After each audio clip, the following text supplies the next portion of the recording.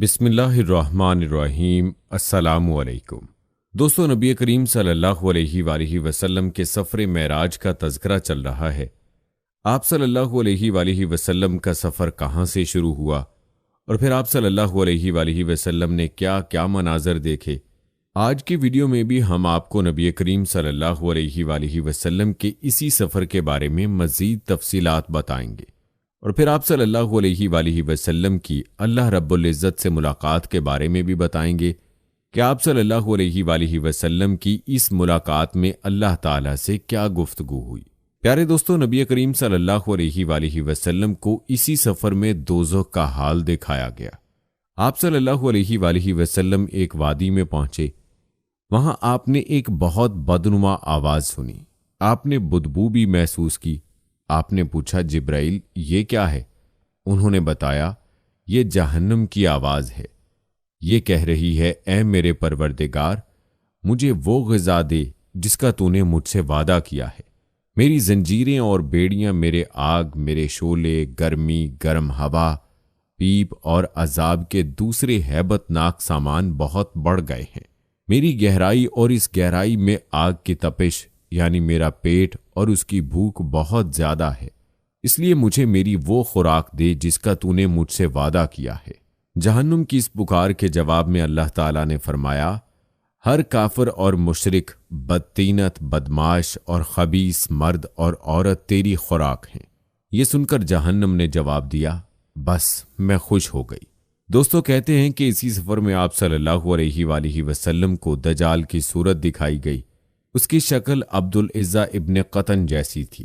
یہ عبدالعزیٰ جاہلیت کے زمانے میں نبی اکرم صلی اللہ علیہ وآلہ وسلم کے ظہور سے پہلے ہی مر گیا تھا۔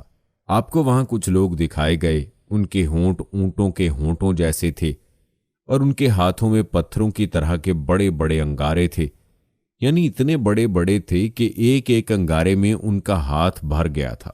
وہ لوگ انگاروں کو اپنے منہ میں ڈالتے تھے۔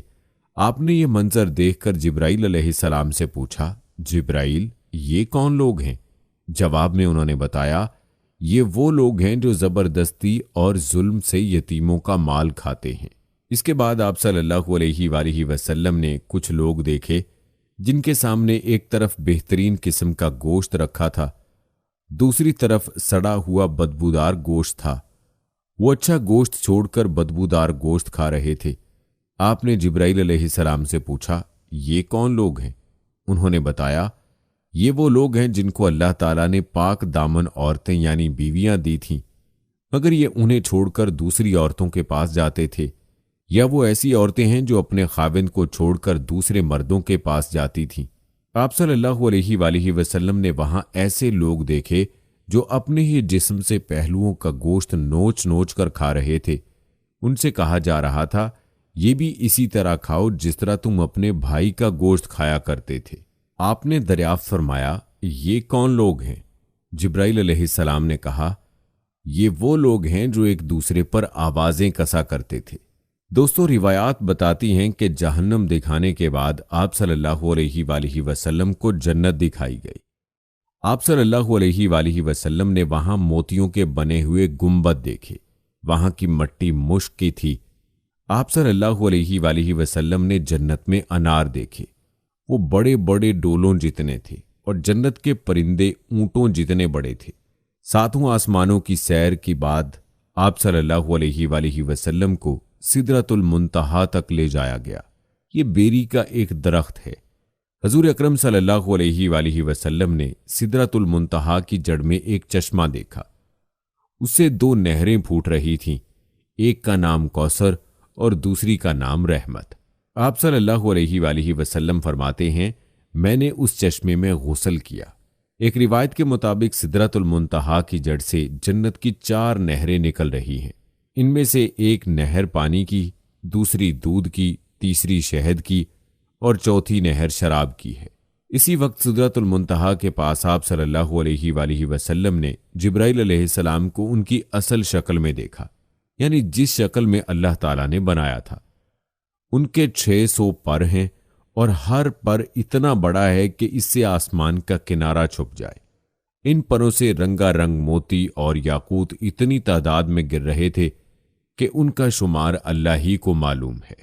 پھر ایک بدلی نے آپ کو آ کر گھیر لیا، آپ کو اسی بدلی کے ذریعے اوپر اٹھا لیا گیا، جبرائیل وہیں رہ گئے۔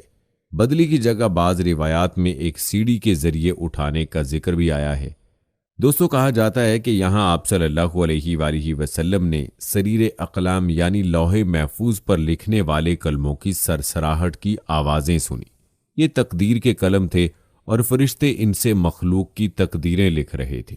پیارے دوستو، اس تفصیل سے معلوم ہوا کہ جبرائیل علیہ السلام سدرۃ المنتہا سے آگے نہیں گئے، اور یہ بھی معلوم ہوا کہ سدرۃ المنتہا 7ویں آسمان سے اوپر ہے۔ بعض علماء نے لکھا ہے کہ یہ عرش اعظم کے دائیں طرف ہے۔ ایک روایت میں ہے کہ جبرائیل علیہ السلام آپ صلی اللہ علیہ وآلہ وسلم کو لے کر 7ویں آسمان کے اوپر گئے۔ وہاں ایک نہر پر پہنچے، اس میں یاقوتوں، موتیوں اور زبرجد کے خیمے لگے تھے۔ اس نہر میں ایک سبز رنگ کا پرندہ تھا، وہ اس قدر حسین تھا کہ اس جیسا پرندہ کبھی نہیں دیکھا تھا۔ جبرائیل علیہ السلام نے بتایا، یہ نہر کوثر ہے جو اللہ تعالیٰ نے آپ کو عطا فرمائی ہے۔ دوستو، آپ صلی اللہ علیہ وآلہ وسلم فرماتے ہیں، میں نے دیکھا اس میں یاقوت اور زمرد کے تھالوں میں رکھے ہوئے سونے اور چاندی کے جام تیر رہے تھے۔ اس نہر کا پانی دودھ سے زیادہ سفید تھا۔ میں نے ایک جام اٹھایا، اس نہر سے بھر کر پیا تو وہ شہد سے زیادہ میٹھا اور مشک سے زیادہ خوشبودار تھا۔ آپ صلی اللہ علیہ وآلہ وسلم فرماتے ہیں، جبرائیل علیہ السلام مجھے لیے ہوئے سدرۃ المنتہا تک پہنچے۔ اس کے پاس حجاب اکبر ہے۔ حجاب اکبر کے پاس پہنچ کر انہوں نے کہا، میری پہنچ کا مقام یہاں ختم ہو گیا، اب آپ صلی اللہ علیہ وآلہ وسلم آگے تشریف لے جائیں۔ آپ صلی اللہ علیہ وآلہ وسلم فرماتے ہیں، میں آگے بڑھا یہاں تک کہ میں سونے کے ایک تخت تک پہنچ گیا۔ اس پر جنت کا ریشمی قالین بچھا تھا۔ اسی وقت میں نے جبرائیل علیہ السلام کی آواز سنی، وہ کہہ رہے تھے، اے محمد، اللہ تعالیٰ آپ کی تعریف فرما رہا ہے، آپ سنیے اور اطاعت کیجیے، آپ کلام الہی سے دہشت زدہ نہ ہوں۔ چنانچہ اس وقت میں نے حق تعالیٰ کی تعریف بیان کی۔ اس کے بعد مجھے اللہ کا دیدار ہوا، میں فوراً سجدے میں گر گیا۔ پھر اللہ نے مجھ پر وحی اتاری، وہ یہ تھی، اے محمد، جب تک آپ جنت میں داخل نہیں ہو جائیں گے اس وقت تک تمام نبیوں کے لیے جنت حرام رہے گی۔ اسی طرح جب تک آپ کی امت جنت میں داخل نہیں ہوگی تمام امتوں کے لیے جنت حرام رہے گی۔ اس کے علاوہ اللہ تعالیٰ نے فرمایا، اے محمد، ہم نے کوثر آپ کو عطا فرما دی ہے۔ اسی طرح آپ کو یہ خصوصیت حاصل ہو گئی ہے کہ تمام جنتی آپ کے مہمان ہوں گے۔ پیارے دوستو، اس کے بعد 50 نمازیں فرض ہوئیں۔ 50 نمازیں حضرت موسیٰ علیہ السلام کے مشورے سے کم کرائی گئیں، یہاں تک کہ ان کی تعداد 5 کر دی گئی۔ تاہم اللہ تعالیٰ نے فرمایا، اے محمد، ہر روز یہ 5 نمازیں ہیں، ان میں سے ہر ایک کا ثواب 10 کے برابر ہوگا، اور اس طرح ان 5 نمازوں کا ثواب 50 نمازوں کے برابر ملے گا۔ آپ کی امت میں جو شخص بھی نیکی کا ارادہ کرے اور پھر نہ کر سکے تو میں اس کے حق میں صرف ارادہ کرنے پر 1 نیکی لکھوں گا، اور اگر اس نے وہ نیک عمل کر بھی لیا تو اسے 10 نیکیوں کے برابر لکھوں گا، اور جو شخص کسی بدی کا ارادہ کرے اور پھر اس کو نہ کرے تو بھی اس کے لیے 1 نیکی لکھ دوں گا، اور اگر اس نے وہ بدی کر لی تو اس کے نتیجے میں 1 بدی لکھوں گا۔ پیارے دوستو، آپ صلی اللہ علیہ وآلہ وسلم فرماتے ہیں، میں نے جنت کے دروازے پر لکھا دیکھا، صدقے کا صلہ 10 گنا ہے اور قرض کا صلہ 18 گنا ہے۔ میں نے جبرائیل علیہ السلام سے پوچھا، یہ کیا بات ہے کہ قرض دینا صدقے سے افضل ہے؟ جواب میں انہوں نے کہا، اس کی وجہ یہ ہے کہ سائل جسے صدقہ دیا جاتا ہے وہ مانگتا ہے تو اس وقت اس کے پاس کچھ نہ کچھ ہوتا ہے، جبکہ قرض مانگنے والا اسی وقت قرض مانگتا ہے جب اس کے پاس کچھ نہ ہو۔ اس لیے چاہیے کہ کوئی مجبور ہو کر قرض مانگے تو اسے قرض دیا جائے، کیونکہ اس کا اجر صدقے سے زیادہ ہے۔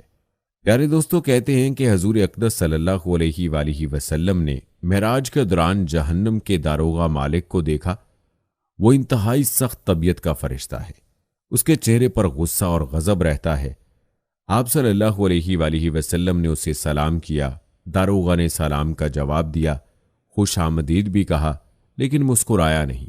اس پر حضور نبی اکرم صلی اللہ علیہ وآلہ وسلم نے جبرائیل علیہ السلام سے فرمایا، یہ کیا بات ہے کہ میں آسمان والوں میں سے جس سے بھی ملا اس نے مسکرا کر میرا استقبال کیا، مگر داروغہ جہنم نے مسکرا کر بات نہیں کی۔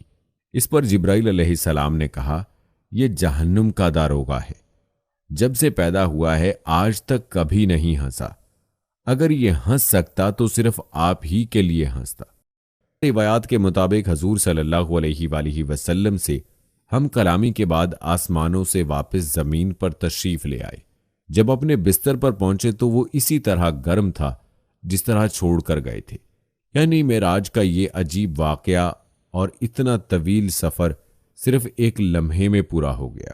یوں سمجھے کہ اللہ تعالیٰ نے اس دوران کائنات کے وقت کی رفتار کو روک دیا، جس کے باعث یہ معجزہ نہایت تھوڑے وقت میں مکمل ہو گیا۔ ان اللہ علی کل شیء قدیر۔ پیارے دوستو، الحمدللہ معراج کا بیان اپنی تکمیل کو پہنچ گیا، جو کہ گزشتہ ویڈیو اور اس ویڈیو میں بیان ہوا ہے۔ اس کے بعد بھی سیرت النبی صلی اللہ علیہ وآلہ وسلم کا سلسلہ قدم با قدم آنے والی ویڈیوز ہم بیان کریں گے انشاءاللہ۔ بس آپ نے ہمارے ساتھ جڑے رہنا ہے اور سیرت النبی صلی اللہ علیہ وآلہ وسلم کے سلسلے کی ہماری تمام ویڈیوز کو آپ نے ضرور دیکھنا ہے۔ ہماری ٹیم کی حوصلہ افزائی کے لیے ویڈیو کو لائک کر دیا کریں اور کمنٹ میں درود پاک بھی ضرور لکھ دیا کریں، یہ ہم سب کے لیے صدقہ جاریہ کا سبب بن سکتا ہے۔ جزاک اللہ۔ اگر آپ کو ہماری آج کی یہ ویڈیو پسند آئی ہے تو ہم آپ سے التماس کرتے ہیں کہ ہماری اس ویڈیو کو سب سے پہلے لائک کر لیں، اسے اپنے دوست احباب کے ساتھ ضرور شیئر کریں اور ہمارے اس چینل کو ضرور سبسکرائب کر لیں تاکہ ہماری تمام اپلوڈ ہونے والی ویڈیوز کا نوٹیفیکیشن آپ تک پہنچتا رہے۔ ساتھ موجود گھنٹی کی علامت کو لازمی دبا لیں۔ حضور صلی اللہ علیہ وسلم کی بارگاہ رسالت میں ہدیہ درود پاک پیش کرتے ہیں۔ اللہم صلی علی محمد وعلی آل محمد کما صلیت علی ابراہیم وعلی آل ابراہیم انک حمید مجید۔ اللہم بارک علی محمد وعلی آل محمد کما بارکت علی ابراہیم وعلی آل ابراہیم انک حمید مجید۔ اللہ پاک سے دعا ہے کہ وہ ہمیں، آپ کو اور تمام اہل ایمان کو اپنی حفظ و امان میں رکھے۔